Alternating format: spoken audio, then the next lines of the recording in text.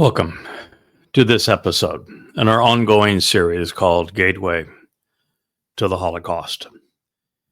I'm presenting it because I realize that Israel is going to have what is called the two-state solution, a Palestinian state imposed upon it. And I realize that, well, first, there's, of course, no such thing as a Palestinian. It was always conceived to be a genocidal slogan to obliterate Israel, and that it is nothing more than that and never will be anything more than that, and it'll be used for exactly that purpose. But I realize that the world has turned against Israel, and I also recognize that the prophets have been outspoken in this regard. Gabriel, who is Dode, shared this with Daniel, telling us that a treaty with many will be imposed upon Israel, and that it will be the beginning of the time of Israel's troubles. And Yahowah also revealed in very emphatic terms that Israel will be thinned at the waist and become indefensible.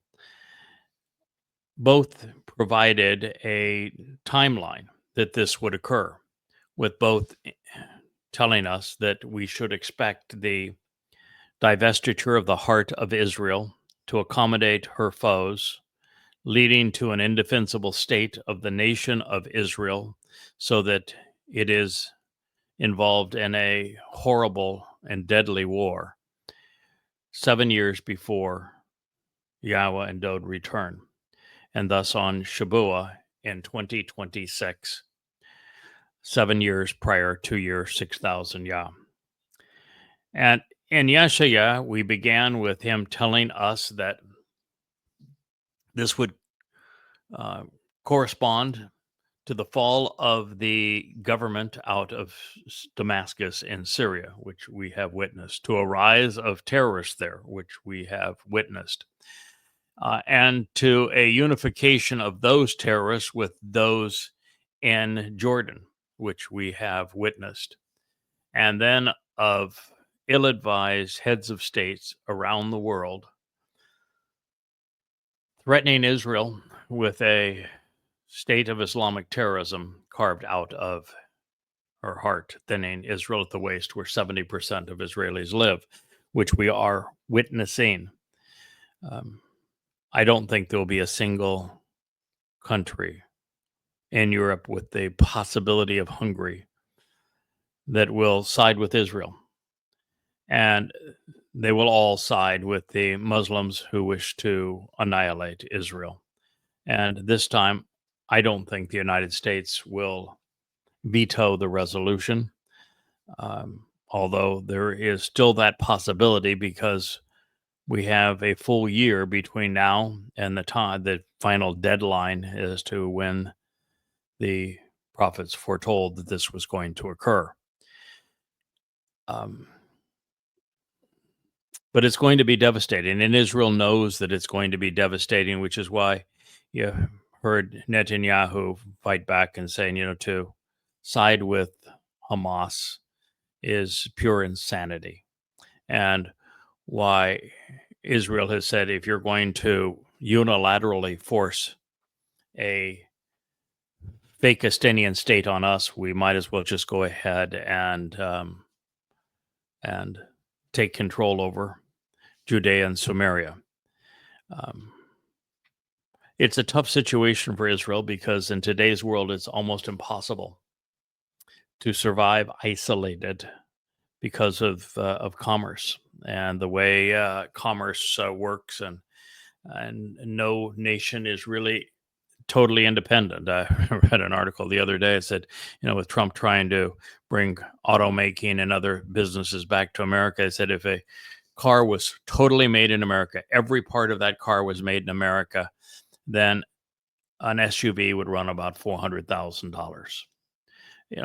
The world is globalized now, and whether it's in defense or weapons or in just simple economics, food supplies. We are a globalized community, and Israel is being isolated and condemned for no other reason than Jews live there, and Muslims and Marxists hate them. So as we turn the page in Yeshayah from 17 to 18, as he described what was going to happen, when it was going to happen, why it was going to happen, we are now learning who is going to make it happen. And the nation that Yeshayah identified is the United States of America. And we're going to continue to read through his text to see all the ways that he calls out America as the nation that has betrayed Israel. And the reason that this nation is also associated with Babylon and will fall as a result of betraying Israel becomes quite obvious as we move through the prophecy.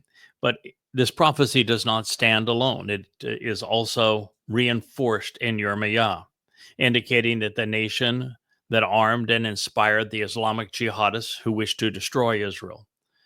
And there it reads, "And Babylon has caused the slain of Israel to fall.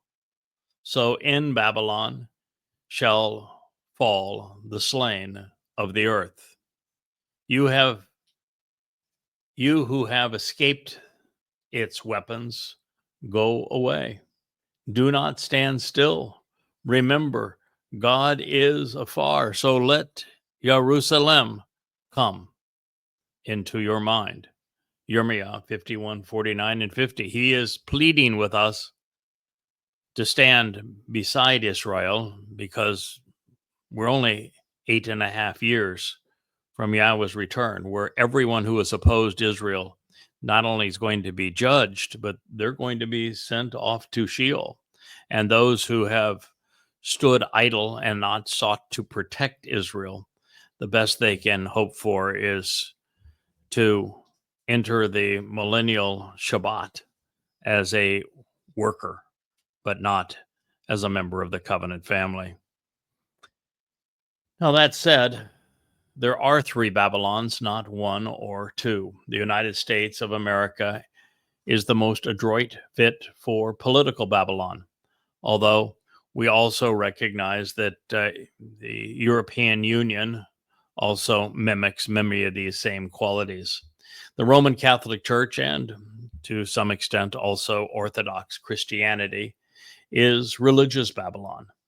Religion is really based upon the myths and religiosity of Babylon and the integration of politics and religion that took place there. Even the word Bible is based upon Babel, which is the original word for Babylon. And the Muslim Middle East is geographic Babylon, of course, a historical, etymological, and DNA analysis reveals that there are untold members of Israelites in each, although they are not disclosed. The number of disclosed Jews in these countries has declined 99.9% since 1948, and what is a true indication of apartheid and genocide by Muslims against Jews. But there are many throughout the Islamic world who are ethnically Jewish and don't know it, although many now are taking DNA tests and learning that they are their own enemy.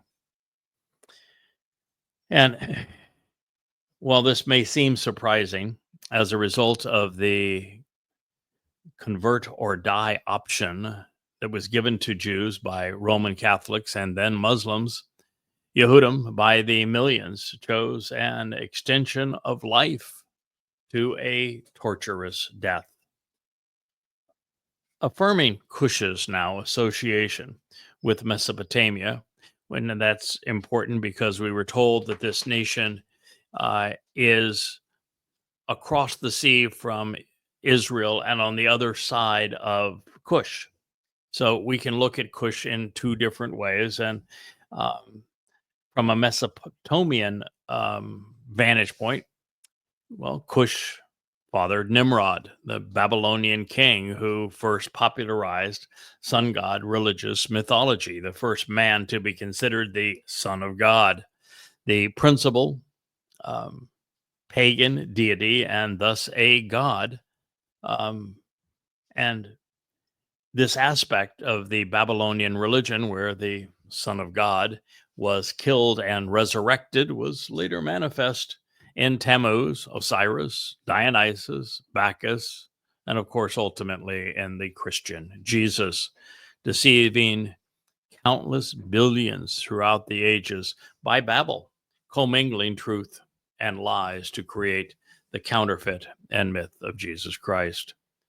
Further, in Habakkuk 3:7, Cushai are from a land whose tents could be seen from Midian, pointing us once again to a region just north of Babylon. Also considering this prophetic context in Habakkuk, Cush must be considered as part of Yahweh's overt condemnation of Shaul Paul, the plague of death responsible for Christianity. Therefore, based upon these references, the rivers of Cush would include the region that would comprise Christian America, invaded when the U.S. military essentially gave Iraq to Iran, thereby igniting the Syrian war that has given control over Syria, caused the downfall of the Syrian government, as the prophecy foretold in Isaiah 17, to a group of terrorists operating as the Islamic State, exactly as the prophecy foretold. And it was America's malfeasance in Iraq that set all of this into motion. And that's especially relevant as we begin our quest to understand the full implications of Yeshaya 18. Now, the first and the only attempt to locate the rivers associated with the land of Cush geographically in the Torah is found in the reference to the position of the Garden of Eden in Bereshith. This is in Genesis 2:13. As we discovered with a modicum of research, it becomes obvious that Eden was located in the eastern part of today's Turkey, near the headwaters of the Tigris and Euphrates rivers, which would place it near Lake Van. In the Bereshith account, the Gishon rivers winds its way through the whole land of Cush. Today, we find a legacy of the Cushai Dag, Cush Mountains, which tower above the Iranian city of Tabriz.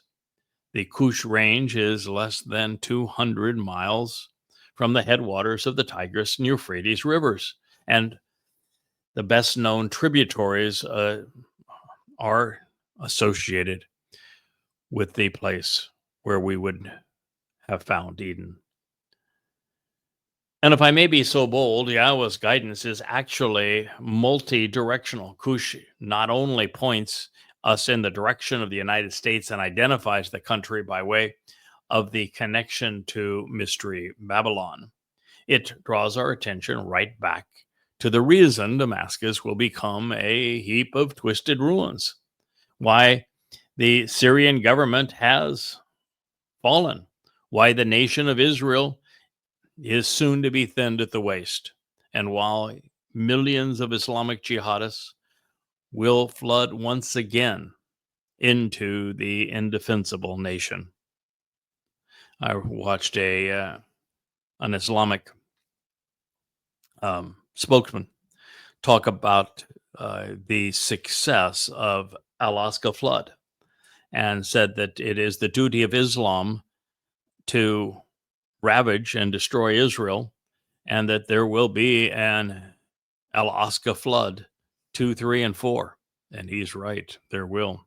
And the difference is the next variation of them is going to be launched from inside Israel as a result of the world forcing this divestiture of land to Israel's enemies. It's all going to set this into motion. In the name of full disclosure, since Nimrod was rumored to be of African descent, and since Cush means blackness or darkness, at least as it is, I think, erroneously defined in lexicons, Cush is thought by some to be Africa. However, most lexicons, such as the Dictionary of Biblical Languages, designate Cush as an unknown land, and it's really only Strong's that wants to identify Cush with black because there's no etymological reason to do so. Ignoring the Torah's initial reference to the rivers flowing out of Eden and into Iraq, and then also disregarding the plural use of Na'ari, rivers, there's only one river in Egypt, for example, religious scholars are wont to place the land of Cush, as Cush is often transliterated, in the upper kingdom of Egypt along the Nile. Cush is presented as Ethiopia in the King James Version and thus in Strong's, even though there's no such country, of course, existed at the time. And Ethiopia was unknown to the Israelites, which means that it would never have been used as a reference. Now, other indications in Yeshayah tie Cush and Miriam, or Mitzrayim, I should say, Egypt together, at least politically and militarily, because they align to wage war against the Israelites. This is from Yeshayah 23 and 45:14.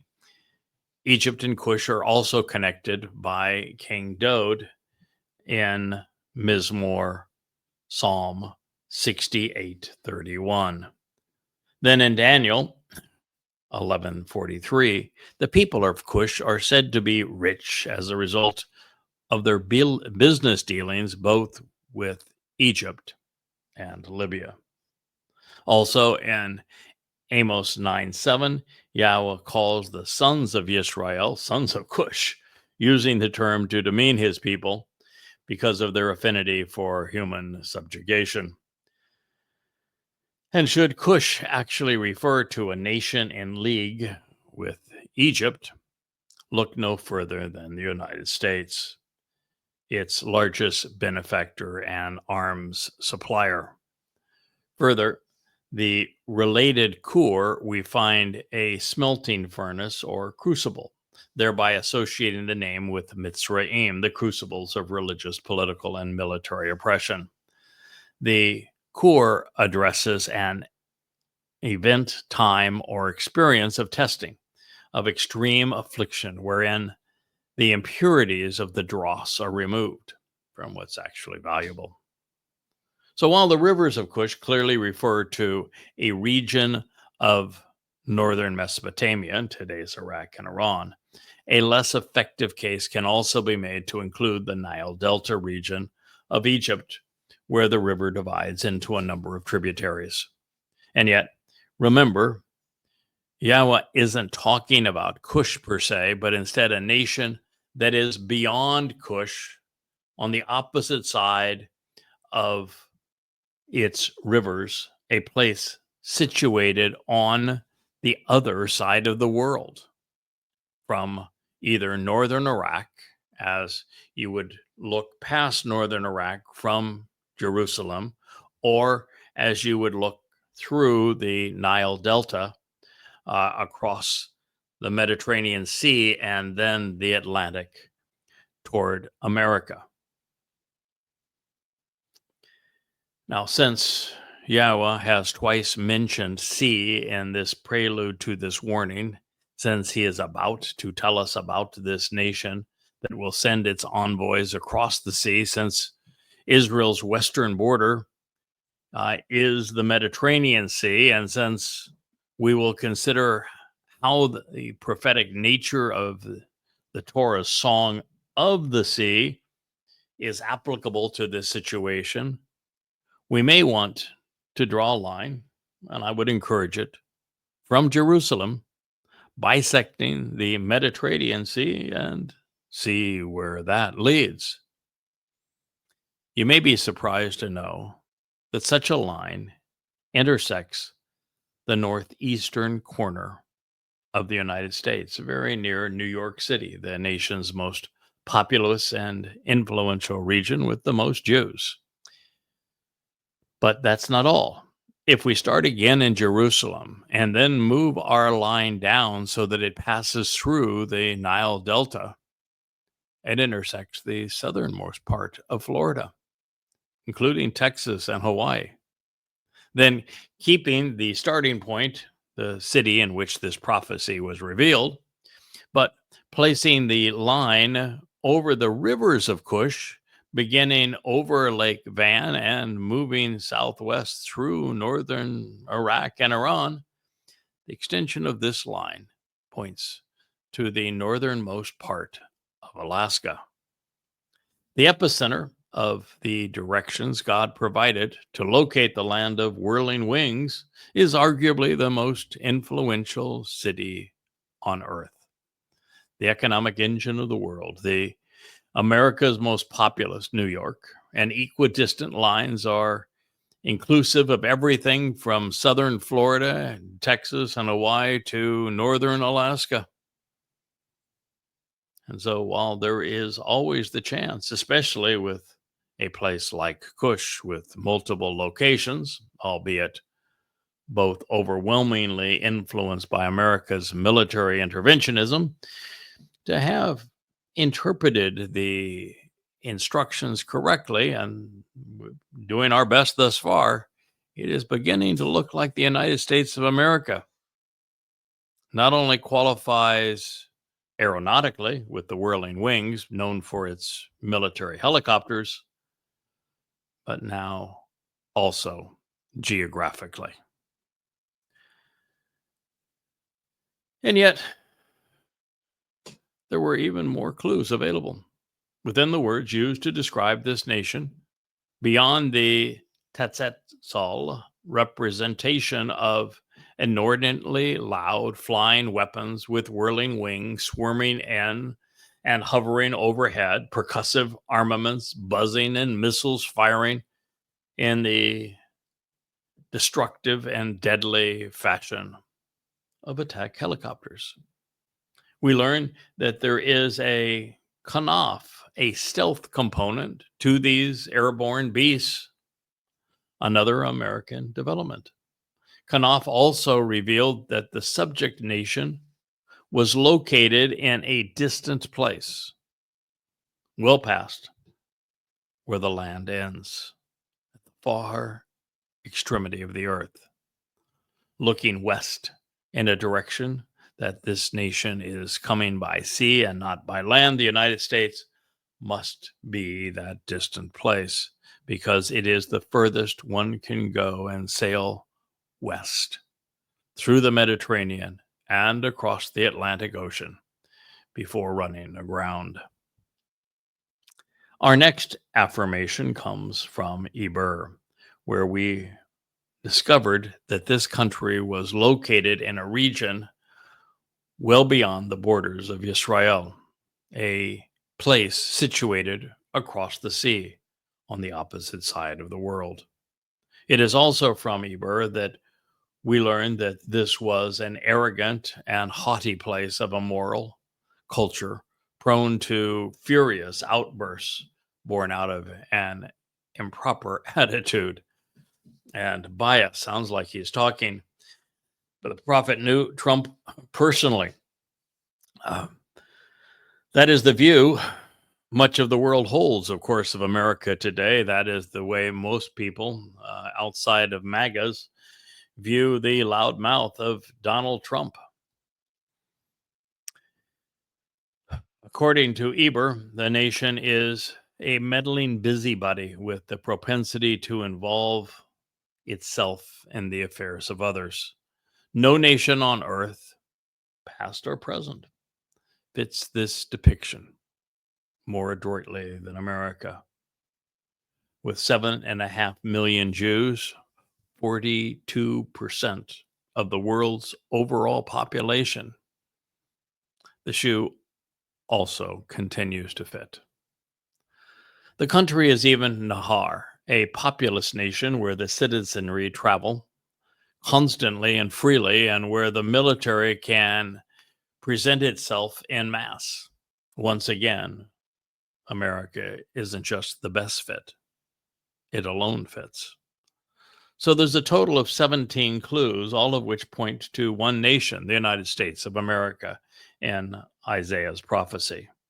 However, these are not the only insights that we have been given thus far. In the context, this this warning, is being directed towards the nation responsible for the upcoming destruction of Damascus, which we have seen a great deal of. I think the prophecy is already fulfilled at this point. For the thinning of Israel at the way, something that will take place momentarily. For equipping the Islamic terrorists flooding into the land, the United States just signed another $150 billion weapons deal with Islamic nations as a part of Trump's last trip. And it's empowering them to the point that Yahweh will ultimately has to intervene to defend his people. Once again, the only common denominator is America, the nation that started the Syrian war by invading Iraq and giving the country to Iran. The United States is the principal broker for the land for peace deal that ultimately is going to sever Israel, making the nation indefensible. And America is the primary arms merchant to the Muslim world, currently providing Islamic nations with 25 times more weaponry than is made available to Israel. Moreover, during the Obama administration, the U.S. Department of State threatened to cut off that supply, and so did the Biden administration, including replacement parts entirely if Israel didn't capitulate and surrender Judea and Samaria to the Muslims. So rather than having 2 clues directed at America, there have been 22, most of which exclude any other potential candidate for this woe. Therefore, if you are an American, especially one who supports a political party, is patriotic and praises the military, or is even the least bit anti-Israel, well, you have been warned. And in that, this is as surprising as it is important, because most people view, particularly in Israel, America as Israel's greatest ally. The realization that the prophets foretold that America would turn on Israel, betray Israel, and not only sell copious amount of weapons to Israel's enemies, but also be the nation that throttled Israel every time that it tried to win a war against its enemies and ultimately betrays Israel. But that's what the prophets have said.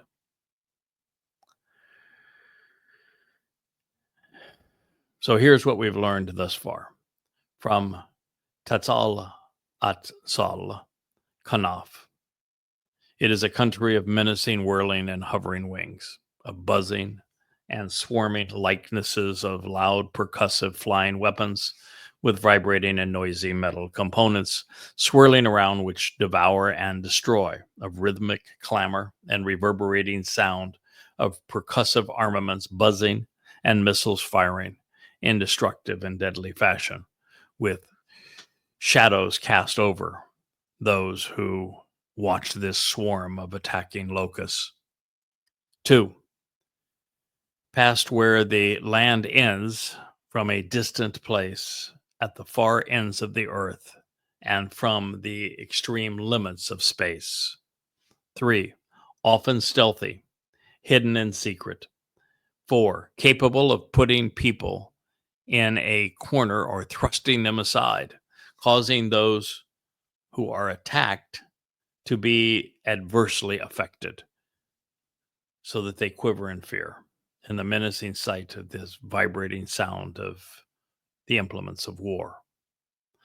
From Asher Men Eber Law, we find, relationally speaking, and to reveal the direction to take this nation is from the region beyond the direction of a place situated across on the opposite side of the world from the perspective of Israel.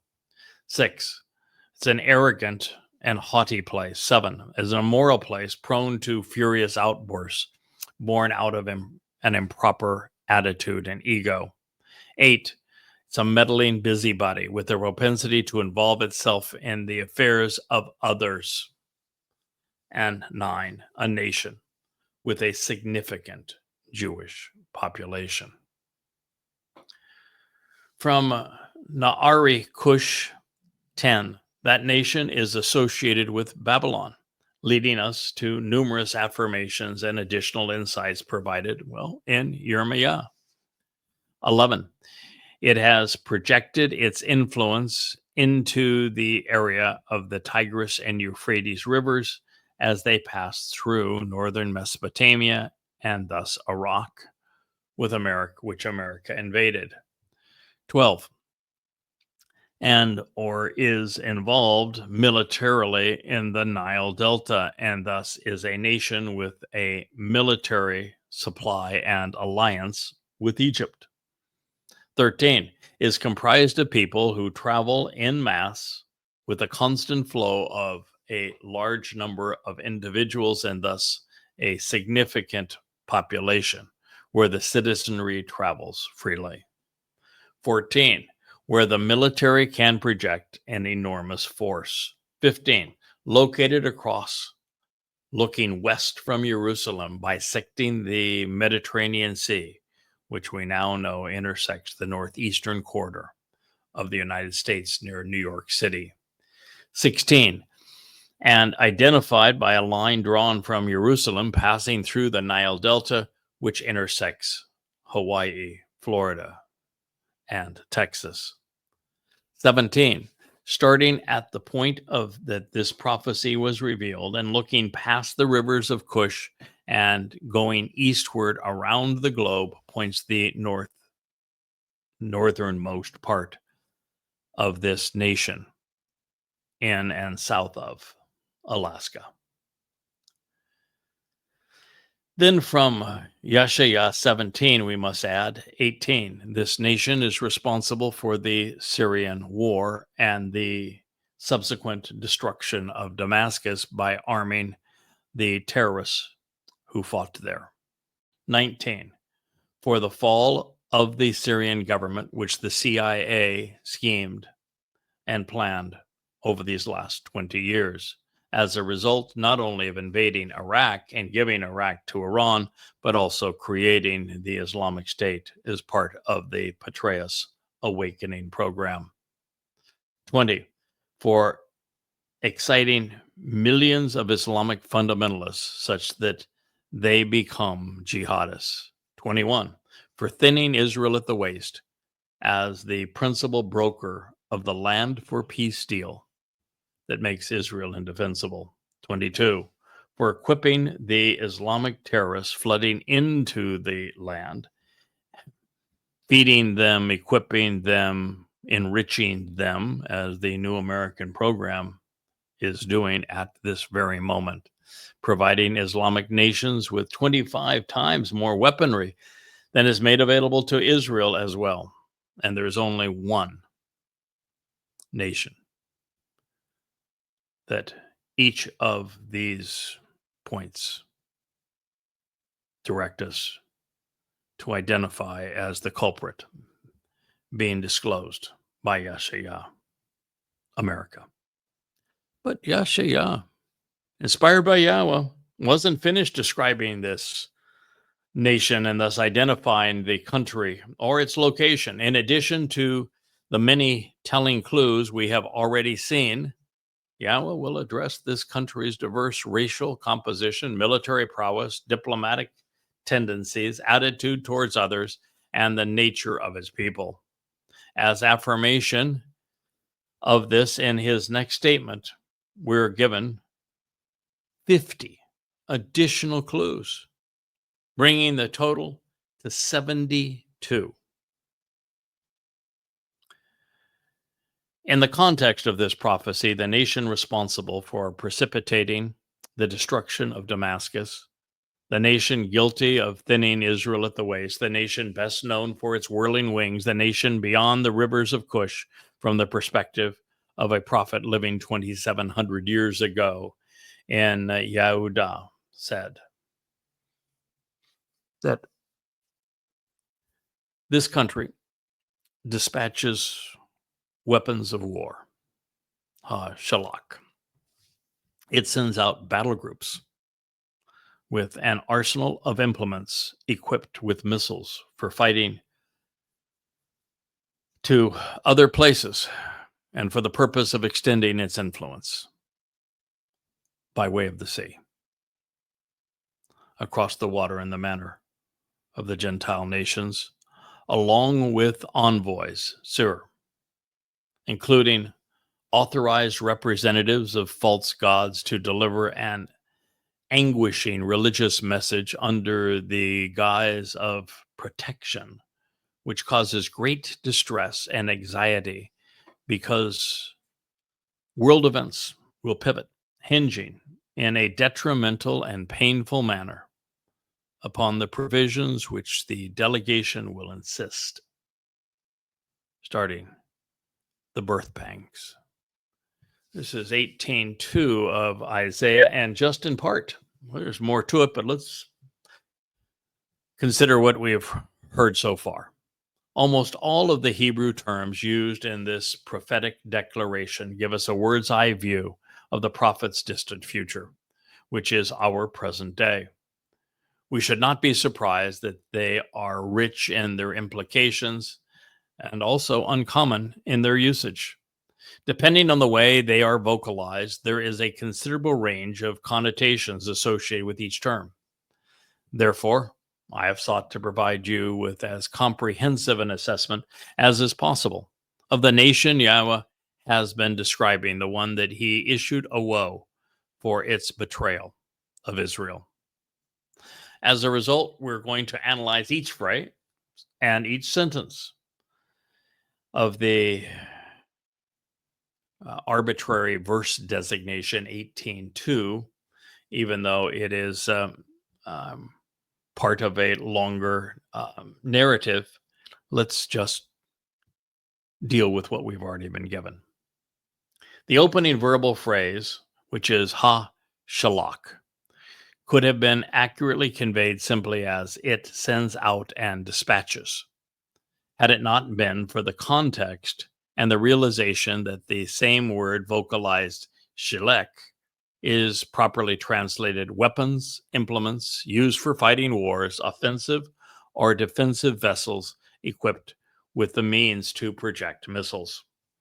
Therefore, by incorporating both connotations and more fully integrating the meaning of the verb, we achieve it dispatches weapons of war, sending out battle groups with an arsenal of implements equipped with missiles for fighting to other places for the purpose of extending its mission.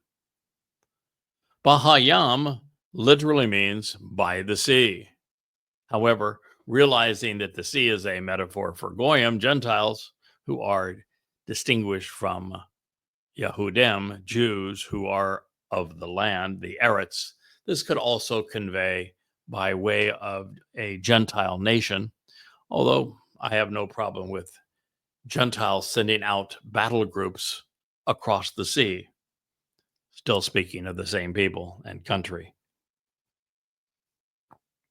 Sure is an authorized agent or envoy, someone, a government or an institution dispatched as part of a delegation with the authority to convey an official message regarding what is in the interests of another. Sor also speaks of an intense physical pain, writhing contractions, torment, anxiety, anguish. So this is not a pleasant message.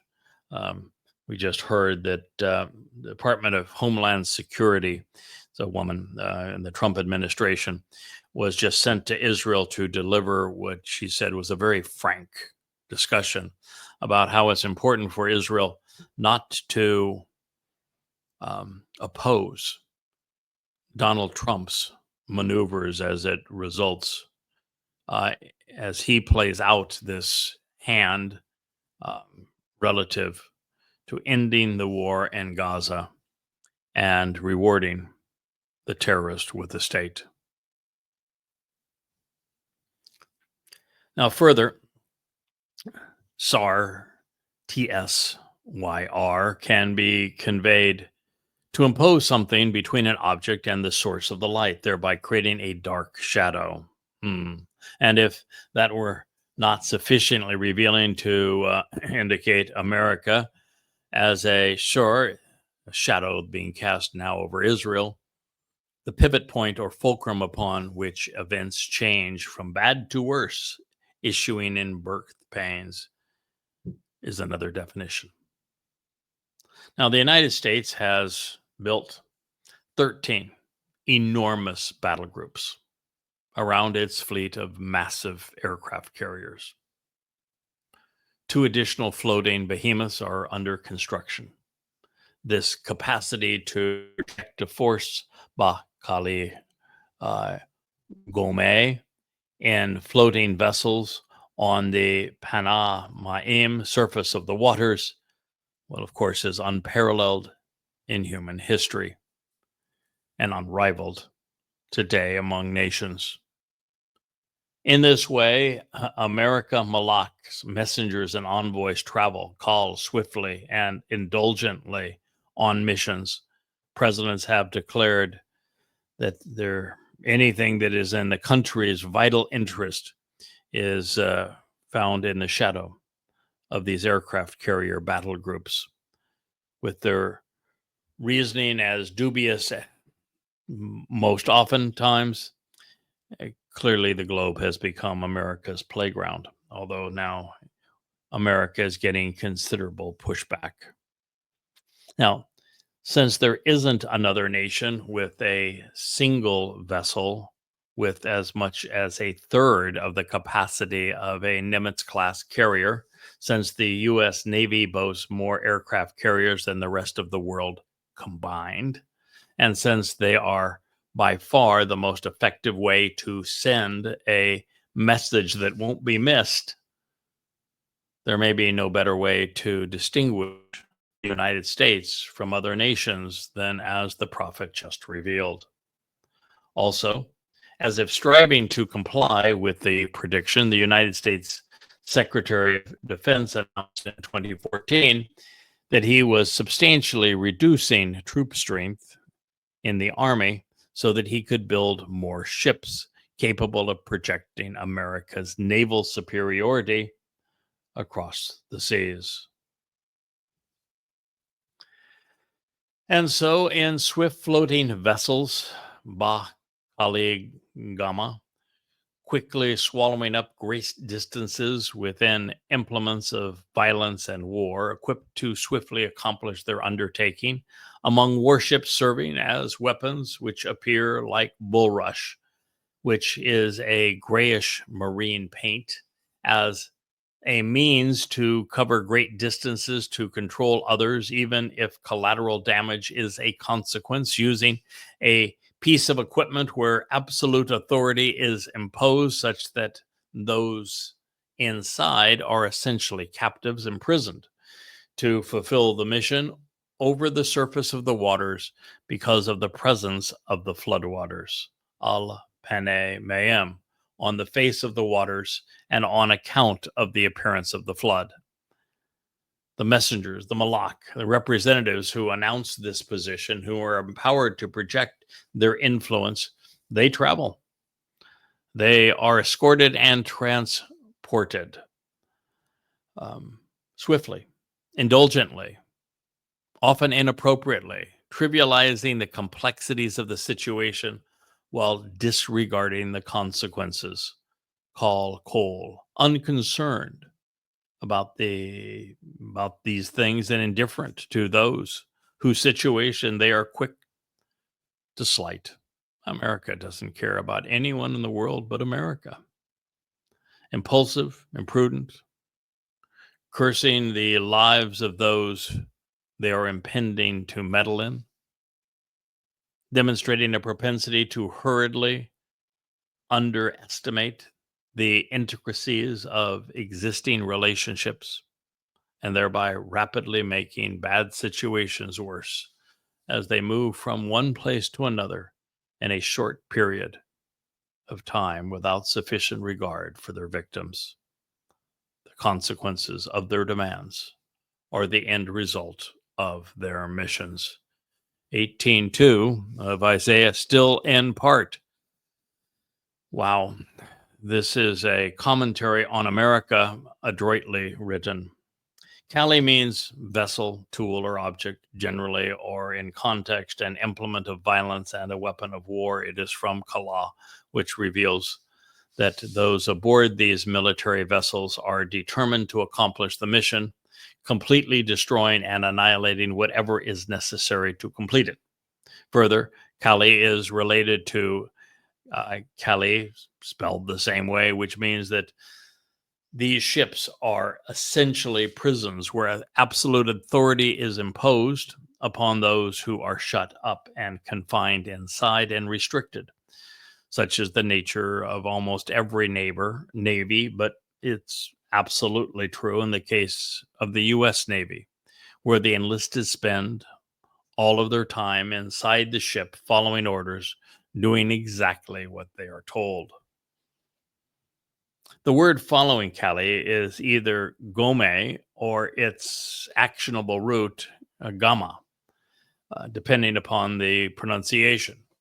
The former speaks of papyrus or bulrush, the darkened material used by Egyptians and Phoenicians circa 750 BCE to construct the largest ships of the day, such that their vessels would float on the seas.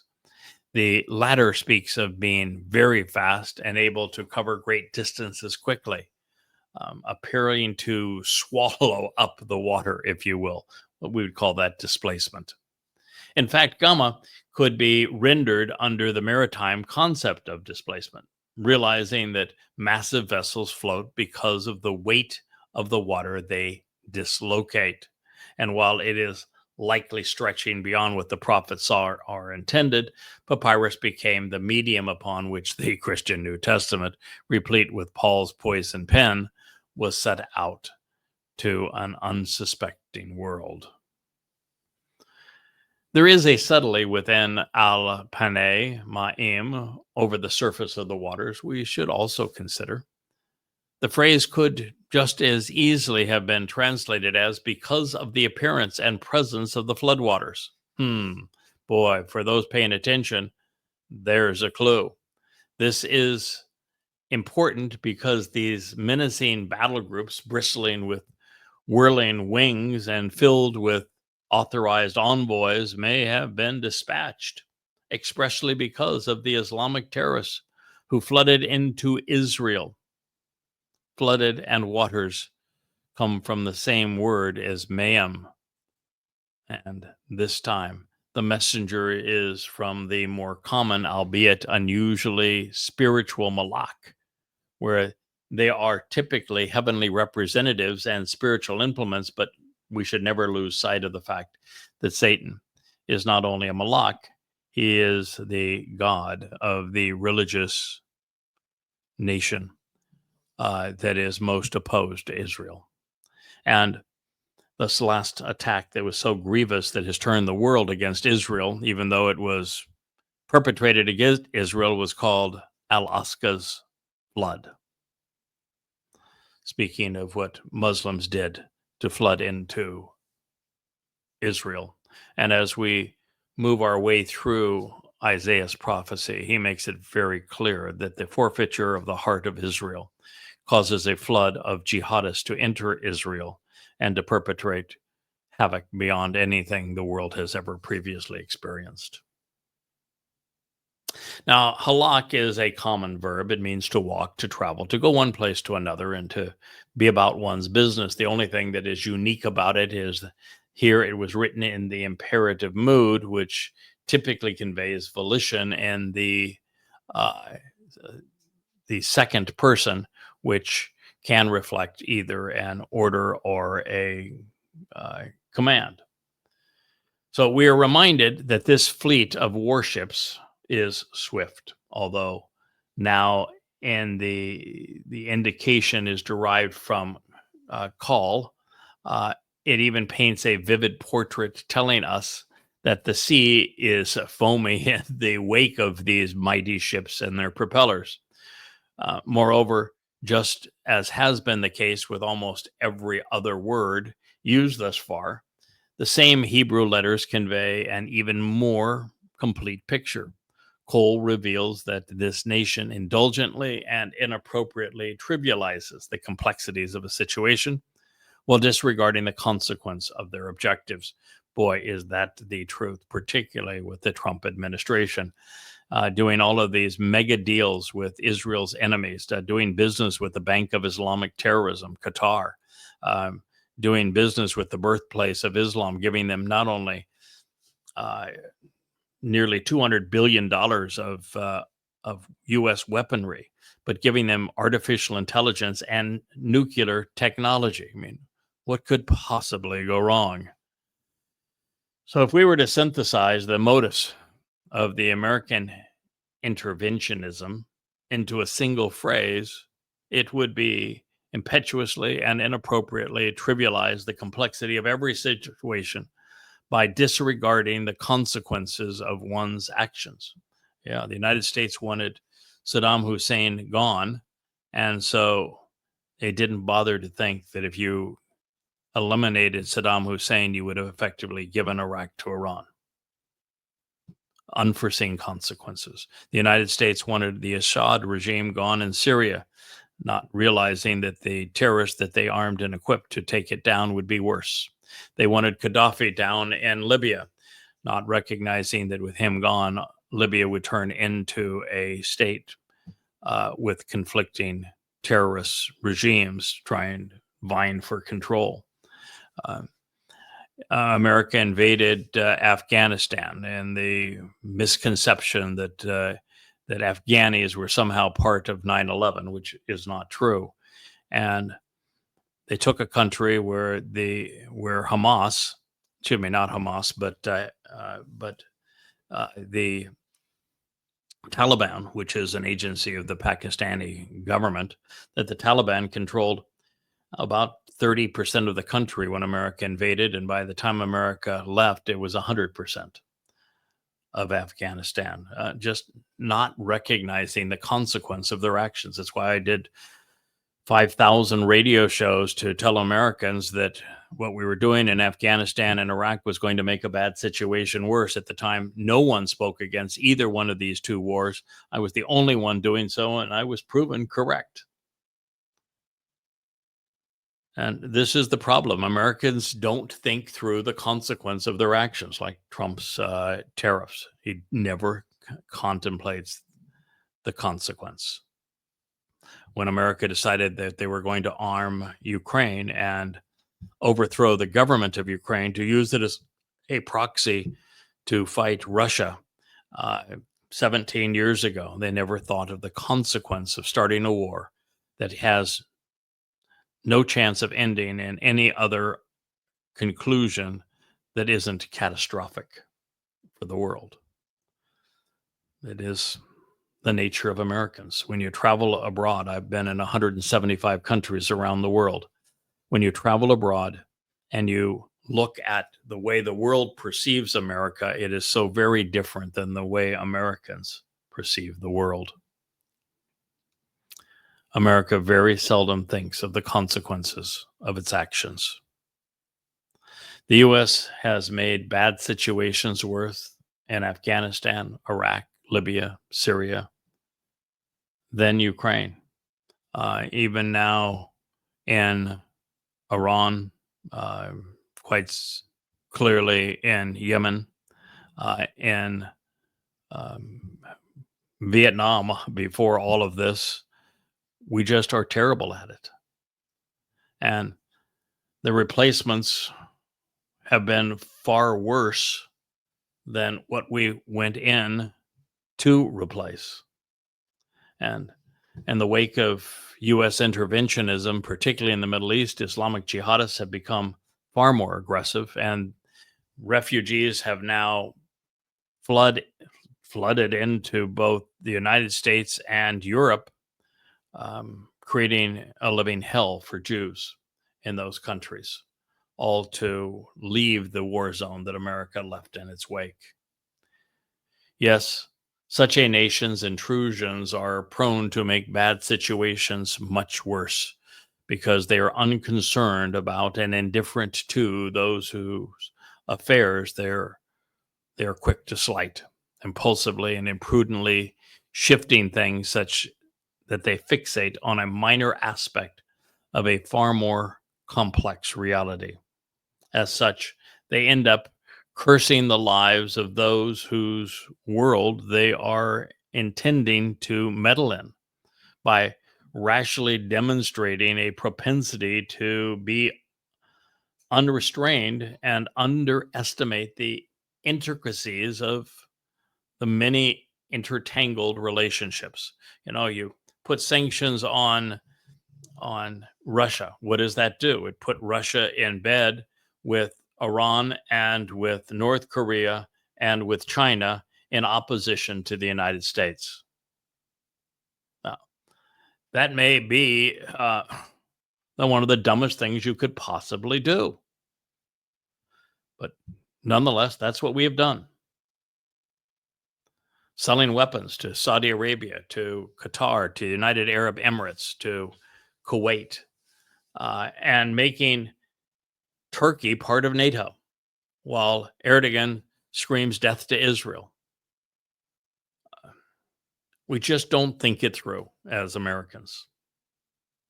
I use we because I still have a U.S. passport, although I have moved out of the country. And that is exactly what we witness every day with the American military operations throughout the world, where America meddles in more places than any country in history. And when this nation sends its fleets across the sea, dispatching them hurriedly in response to their own perceptions before thinking the situation through, things rapidly deteriorate. Look what happened in Yemen with the Houthis. America lost 3 very expensive jets, many expensive drones, bombed and killed a bunch of people, made a bad situation worse, and then turned tail and ran, claiming victory, they capitulated. No. The deal was, if you pull your navy out of the waters around Yemen, the Houthis won't fire on you. That's just it. Go away, which the United States did. While the Houthis continue to fire its ships and at Israel. All the while, Iran completes its nuclear arsenal.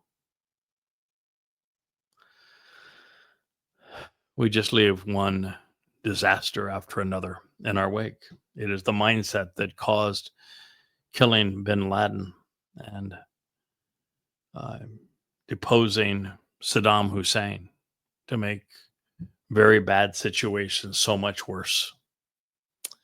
The story of America's proxy war in Ukraine has a long and dark history, beginning with George Bush and Barack Obama, followed by the first administration of Donald Trump, and then hugely exacerbated by Joe Biden, planned and orchestrated by 2 U.S. senators, Graham and McCain. They're on record saying that they wanted this proxy war and they would arm Ukraine to fight this proxy war with Russia many, many years before it began. Now, this may seem like way too much meaning to glean from such a little word. All of this can be derived from the 130 times the root is deployed. So it's legitimate. Beginning in Bereshith, Genesis 16:4 and 5, we find most of this reflected in the way Hagar came to see Sarai, a person now known as Sarah, after she became pregnant with Abraham's child. Because she was barren by comparison, Sarai was quickly disregarded by Hagar and slighted without any consideration for the complexity of the overall relationship, especially the fact that she was a slave and Sarah, was Abraham's wife. Nor was Hagar willing to or even capable of addressing the consequences of her attitude and her approach, or even how her words and deeds would soon make the situation far worse for her and for her son. Also in the Torah, in Bereshit, Genesis 27:11 and 12, Yaakov became concerned about the negative consequences of Rebekah's scheme when she decided to fool Yishak into favoring him over his brother Esau. A variation of coal is used identically by David and explained in 2 Samuel 6:22. This is advanced in Nehemiah 13:25, where the people are cursed for acting thoughtlessly on their impulses while having failed to consider the consequence of marrying foreign women and then publicly disgracing them. Driving this point home, we find Dode contrasting the moronic vilification of him with Yahweh's blessings, asking God to do to those who were being thoughtless in this regard as they intended for him. Now, coal is therefore the perfect word to describe the impetus for the invasion of Israel by Islamic terrorists, impulsively, irrationally, without concern for the people or nation. We find also that the U.S. invaded Afghanistan after 9/11, even though not a single Afghani participated in the terrorist attack. Immediately thereafter, the U.S. invaded Iraq, making a bad situation far worse. When none of the hasty justifications proved valid. It is what nations do. Now, this led not only to the destruction of both countries and the loss of over 1 million lives, tied directly now to the Syrian war, one that will end as foretold in Yeshaya 17. And that brings us full circle to all Yahweh is considering the United States of America in Yeshaya 18 using this term. Now, as we continue, let's not lose sight of the continual references to El Goy, describing a prominently Gentile nation. The land that Yahweh is exposing and warning is a confluence of ethnicities. It is considered multicultural and uncultured as well, with a predilection for pagan religious beliefs and heathen morality. We'll share this line as the conclusion of this program, pick up the next version of the gateway to Israel's Holocaust in our next program. And I use that term because the prophet Yoel says that as a consequence of all of these things that are happening, that we're witnessing at this time, that it's going to be worse for Israel than at any time in the nation's long history. And considering the Holocaust and how horrible it was for the world and for Jews in particular, it means that all of these things that are being put into place, particularly the thinning of Israel at the waist, the arming of Israel's enemies, the belligerence of the United States, and betrayal of the world, it's going to open the gates to another Holocaust. And that's why I have labeled it as such. So this on behalf of a nation of people from different races and places, El Goy, to this nation of Gentiles, the uncultured and heathen multiculturalists whose country and people are a confluence of ethnicities, who are wont to constantly take the land, directing others, extending their reach and their influence. Mashak, who have a prolonged desire to take things away from others, who have actively involved out in front, enticing and directing others at a considerable cost, who have a propensity to engage in the world as if it were their own. They are scrubbed clean and smooth skinned and shaven, and yet reckless with weapons, sharpened and gleaming. Morat.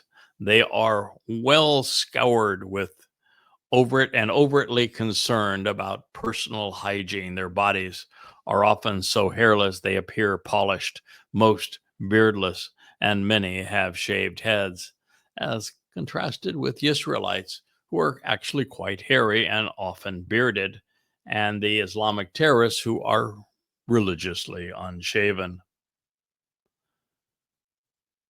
Wow.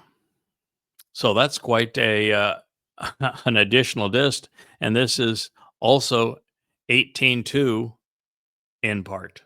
So we'll return to this and consider all of these clues as they further address the likely culprit and being the most responsible nation for the betrayal of Israel and the cost of millions of Jewish lives, and therefore a nation that has brought a tremendous curse upon itself by doing these things, the United States of America.